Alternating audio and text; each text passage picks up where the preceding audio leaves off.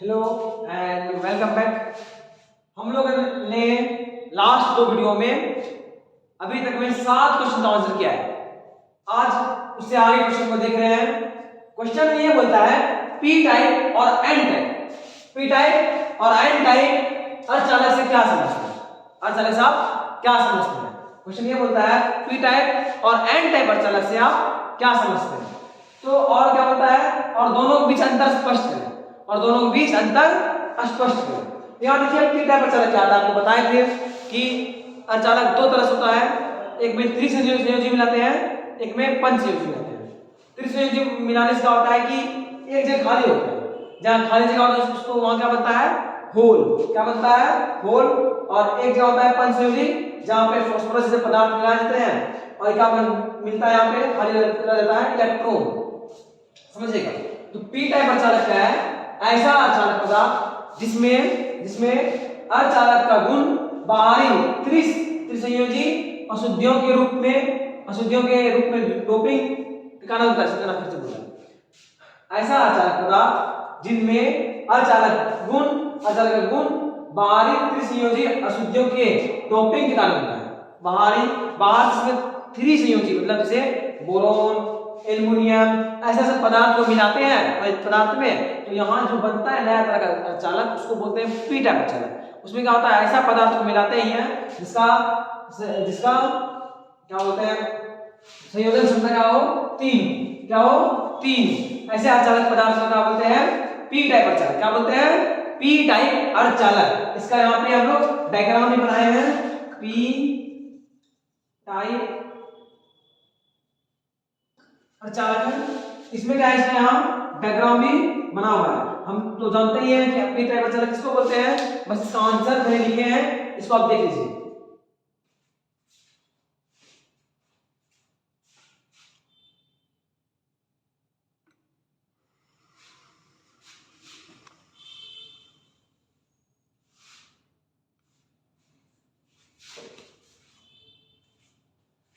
यहाँ क्या है कि एन टाइप अर्धचालक। क्या है, एन टाइप अर्धचालक। इसमें क्या है कि ये जस्ट पी का उल्टा है। पी में था त्रिसंयोजी मिलाए थे, इसमें है पंचसंयोजी मिलाए। मतलब ऐसा पदार्थ मिलाए जिसमें क्या है कि 5 इलेक्ट्रॉन हो, जिसके बाहरी अक्षर क्या हो, 5 इलेक्ट्रॉन। तो क्या होगा कि जैसे मिलाया देखिए, बनाते हैं जो बना हुआ है, क्या हुआ, जैसे मान लीजिए यहाँ पे मिला है फास्फोरस, इसके पास क्या है, सिलिकॉन, इधर क्या है सिलिकॉन, इधर क्या है सिलिकॉन, इधर क्या है सिलिकॉन। इसके पास है 5 को, तो क्या करेगा, 4 ये अपना 4, इससे बॉन्ड बनाएगा, इस तरह से। बट इसके पास एक एक्स्ट्रा क्या हुआ, बच गया बाहर में, एक एक्स्ट्रा क्या हुआ, बच गया बाहर में। तो ऐसे अर्धचालक बना जिनमें अर्धचालक का गुण पंचसंयोजी के साथ पंचसंयोजी अशुद्धियों के डोपिंग के कारण रहता है। पंचसंयोजी अशुद्धियों के डोपिंग के कारण रहता है, उसे क्या बोलते हैं, एन टाइप अर्धचालक। क्या बोलते हैं, एन टाइप अर्धचालक। अब बोलता है आगे क्वेश्चन, इन दोनों में अंतर। तो पहला क्या है कि पी टाइप में क्या होता है, पी टाइप त्रिसंयोजी, एन टाइप पंचसंयोजी। पी टाइप 3 एन टाइप पंच, पी टाइप 3 एन टाइप पंच, याद रखना होगा। एंड पी टाइप होता है, इसमें पॉजिटिव होता है, होल। क्या होता है, होल को हम लोग बोल सकते हैं पॉजिटिव, और इलेक्ट्रॉन को नेगेटिव। तो देखिए जहां खाली होगा वही होल होगा, तो जहां पे 3 में मिलेगा ना खाली होगा। तो पी टाइप में पी से पॉजिटिव, पी से होल, पी से पॉजिटिव, पी से पी टाइप। तो क्या है कि पी टाइप में होल ज्यादा होता है, पी टाइप में होल ज्यादा होता है, एन टाइप में इलेक्ट्रॉन ज्यादा होता है। एन टाइप में क्या होता है, इलेक्ट्रॉन ज्यादा होता है। क्या देखिए, इसमें पहली बात तो पी टाइप में त्रिसंयोजी पदार्थ मिलाते हैं, इसमें पंचसंयोजी मिलाते हैं, पहला अंतर। दूसरा अंतर, होल का संख्या इसमें ज्यादा है, इसमें क्या है, होल का संख्या कम। तो इसमें क्या है, होल का संख्या कम होता है, और इलेक्ट्रॉन क्या होता है, ज्यादा होता है। इसमें होल होता ही नहीं, इसमें क्या होता है, इलेक्ट्रॉन का संख्या ज्यादा है। इसमें होल का संख्या ज्यादा है, इसमें इलेक्ट्रॉन का संख्या ज्यादा है। इसमें अशुद्धि रूप में एल्युमिनियम, बोरोन ऐसा पदार्थ मिलाते हैं, एल्युमिनियम, बोरोन इस तरह के पदार्थ मिलाते हैं। इसमें अशुद्धि रूप में हम लोग मिलाते हैं फास्फोरस, आर्सेनिक, ऐसे पदार्थ को मिलाते हैं। एक और अंतर आप लिख सकते हैं कि ये जो पी टाइप है, इसका चालकता एन टाइप से कम होता है। पी टाइप का चालकता एन टाइप से कम होता है, और एन टाइप का क्या होता है, पी टाइप से ज्यादा। एक और अंतर लिख सकते हैं आप, पी टाइप का चालकता एन टाइप से कम होता है और एन टाइप का पी टाइप से ज्यादा होता है। आप एक और यहाँ पे लिख सकते हैं। आप देखिए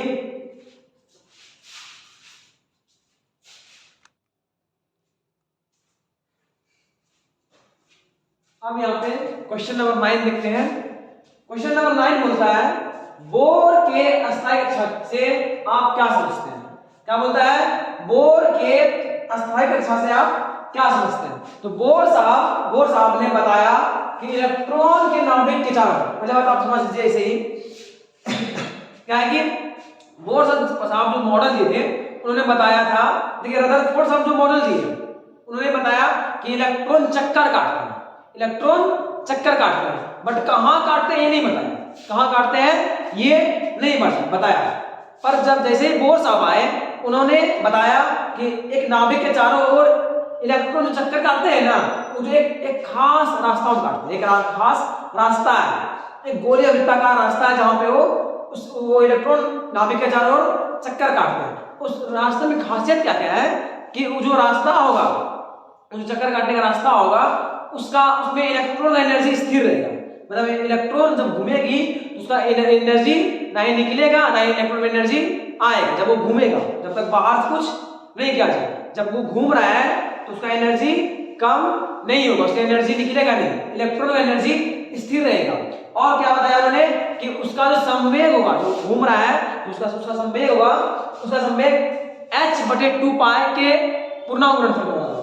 उसका संवेग h/2 पाई के पूर्णांक गुणनफल, मतलब कि पहला है तो h/2 पाई, दूसरा 2h/2 पाई, तीसरा है तो 3h/2 पाई, चौथा है तो 4h/2 पाई।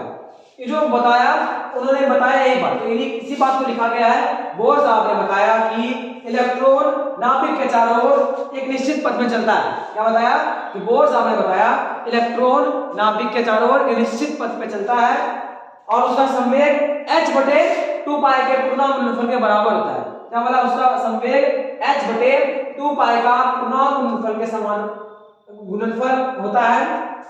और उसी रास्ता को हम क्या बोलते हैं, अस्थायी कक्षा। क्या बोलते हैं, अस्थायी कक्षा। अब क्वेश्चन नंबर 10 देखिए, एलईडी जो बल्ब जलता है एलईडी, ये क्या होता है। तो एलईडी क्या होता है आपको बताए थे, एलईडी क्या होता है, एक पीएन जंक्शन। एलईडी क्या है, एक पीएन जंक्शन डायोड है, इस तरह से बनाए थे।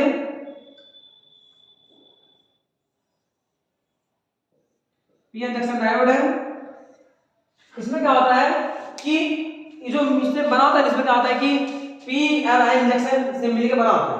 तो इसमें एनर्जी देते हैं, जैसे बिजली दी है तो बिजली से वो एनर्जी लेता है, यहाँ का एनर्जी लिया है इलेक्ट्रॉन और होल, और टूटता है, इलेक्ट्रॉन और होल टूटता है, इलेक्ट्रॉन चल जाता है चालन बैंड में और वहां से फिर निकलते जब वापस आता है तो एनर्जी छूटता है, प्रकाश रूप में निकलता है। फिर से बोलता हूँ क्या है कि देखिए ये क्या होता है कि ये पीएन जंक्शन डायोड है, पीएन जंक्शन डायोड है, ठीक है। क्या होता है एलईडी में, इसको जोड़ दिए फॉरवर्ड वाइज में, तो करंट भेजे, जैसे करंट भेजे तो यहाँ पे इलेक्ट्रॉन और होल मिला हुआ, इलेक्ट्रॉन और होल मिला हुआ आता है। अब इसको एनर्जी मिला, ये टूट गया, क्या हुआ, टूटा।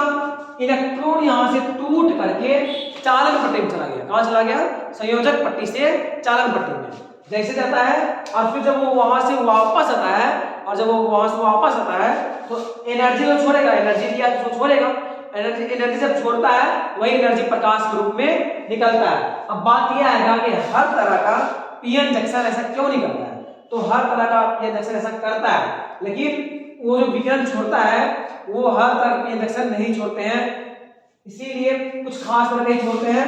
तो ये क्या है कि यहाँ एलईडी है, गहन पानी में बहुत ज्यादा उसमें डोपिंग क्या होता है, और कैसे जोड़ते हैं इसको, फॉरवर्ड बायस करते हैं, अग्रमेलित करते हैं। कैसे करते हैं, अग्रमेलित करते हैं। और है क्या, पीएन जंक्शन है, पीएन जंक्शन डायोड है जो अग्र अभिलेख में प्रयुक्त विद्युत ऊर्जा को प्रकाश ऊर्जा में बदला। ये क्या किया, यहाँ से इलेक्ट्रिकल एनर्जी लिया और जब वो वापस आया तो प्रकाश के रूप में इसको छोड़ा। यही है एलईडी।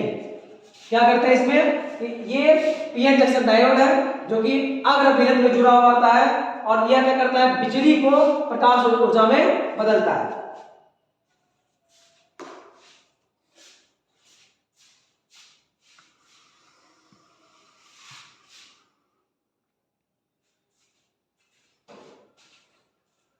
अब देखिए बोर का परमाणु मॉडल क्या है, बोर का परमाणु मॉडल का कमी, बोर साहब जो परमाणु मॉडल दिए उसमें कमी क्या क्या है।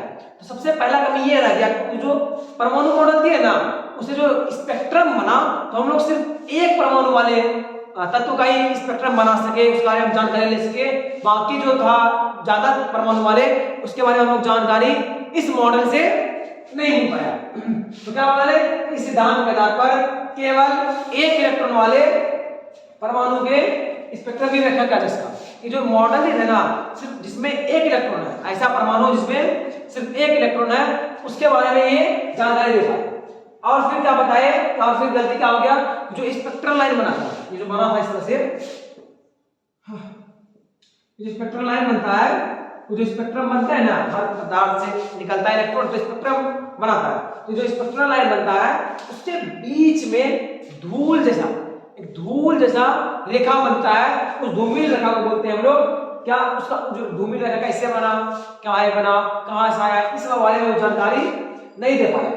फिर क्या हुआ कि स्पेक्ट्रम जो था, स्पेक्ट्रम दूर जाता है, उसका चमक क्या होता, तीव्रता क्या होता था, घटता था। इसके बारे में भी बोर साहब नहीं बता पाए। और एक कक्षा में कितना इलेक्ट्रॉन हुआ, जैसे पहले कक्षा में 2 फिर 8 इस तरह करके निकालते हैं ना, ये बोर साहब नहीं बता पाए थे कि पहला कक्षा में कितना रहेगा, दूसरा कक्षा में कितना होगा, फिर कितना होगा।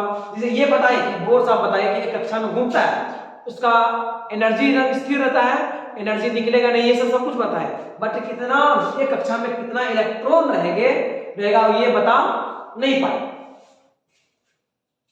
क्वेश्चन नंबर लास्ट 12 नंबर क्या है कि एक रेडियो एक्टिव पदार्थ से यूरेनियम थोरियम मिश्रक पदार्थ है, उससे क्या आ रहा है कि इससे निकलता है, लगातार निकलता है, अल्फा बीटा गामा ये सब निकलते हैं। तो बोलता है 6 नियतांक 5.2 × 10⁻³ प्रति वर्ष। तो उसका अर्धआयुर्बल क्या होगा, उसका अर्धआयुर्बल क्या होगा। तो एक फॉर्मूला होता है अर्धआयुर्बल बराबर T बराबर 0.693 बाय लैम्डा। लैम्डा क्या होता है यहाँ पे 6 नियतांक, क्या होता है 6 नियतांक। तो यहाँ पे रखते हैं हम 0.693 बाय लैम्डा का वैल्यू 5.2 × 10⁻³। अब देखिए इसका पॉइंट रहा यहाँ 1000 आया, इसका हो रहा है 10 आया। अब ये देखिए 1000 ये -3, तो क्या हुआ, कट के खत्म हो गया। ये क्या हुआ, गुना हो गया 6930 हुआ और 52 हुआ। जब 52 को इससे भाग दिए तो आंसर है 133.26 ईयर, 133.26 ईयर। एकदम सिंपल न्यूमेरिकल है। इसमें एक मात्र सूत्र याद रखना है जो कि बहुत ही इंपॉर्टेंट और फेमस सूत्र है, T½ बराबर 0.693 बाय लैम्डा। लैम्डा क्या है, 6 नियतांक, क्या है 6 नियतांक। तो आप देखिए इसको, और आज के लिए बस इतना ही रखेंगे। और हम लोग को जितना क्वेश्चन कराया जा रहा है पर डे, उतना आपको याद करते चले जाना है।